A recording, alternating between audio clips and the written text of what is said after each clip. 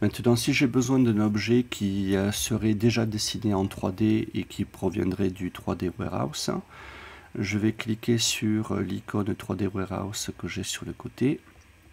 Je vais pouvoir importer directement dans mon modèle l'objet que je désire. Donc, si je tape par exemple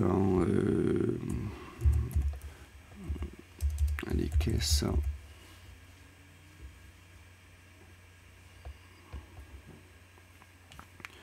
alors évidemment je vais avoir des caisses ici, je vais cliquer sur modèle, voilà, parce que je préférais en fait une caisse enregistreuse par exemple.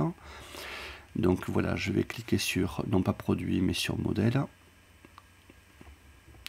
Je vais sélectionner cet objet, je vais cliquer sur télécharger. Voilà, j'ai plus qu'à placer cet objet là où je le désire. Et si par exemple je ne désire que l'écran et je veux supprimer le reste, je vais prendre la flèche pour sélectionner cet objet, double-cliquer dedans, essayer de sélectionner, voilà, le tiroir pour l'effacer. Je vais prendre outil orbite, voilà, supprimer par exemple ça pour ne conserver que l'écran. Je vais cliquer à l'extérieur, voilà, je n'ai plus que cet objet là.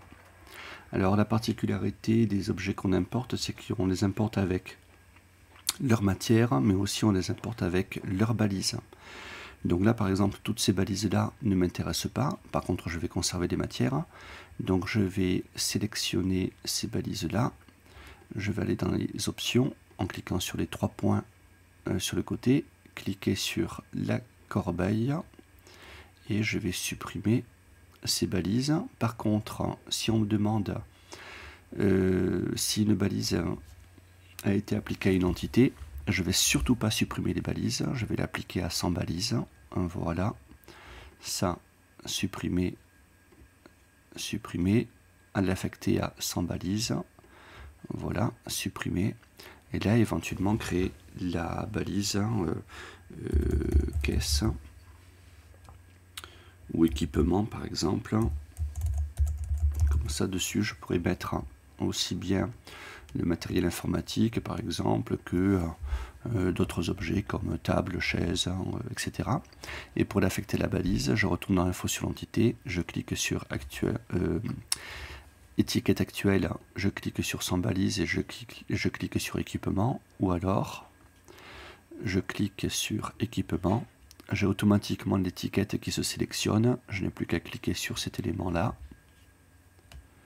voilà, et maintenant je peux vérifier que dans info sur l'entité c'est bien équipement, ce qui signifie que si j'enlève l'œil de la balise, toutes les balises d'équipement se masquent en même temps.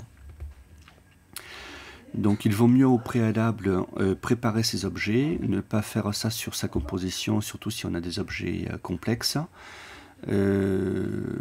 Plutôt, voilà, je pourrais importer directement de mon appareil. Je pourrais aussi passer par l'accueil.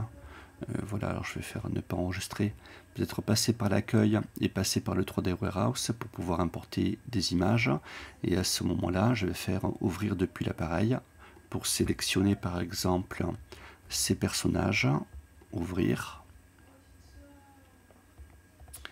Voilà, les personnages sont maintenant importés, le document n'est pas enregistré, j'ai plus qu'à sélectionner un personnage, voilà, parfait, clic droit, je vais faire copier ou couper, peu importe, je vais retourner sur l'accueil, je ne vais pas enregistrer ce document là, ouvrir le document sur lequel j'étais là par exemple tout à l'heure,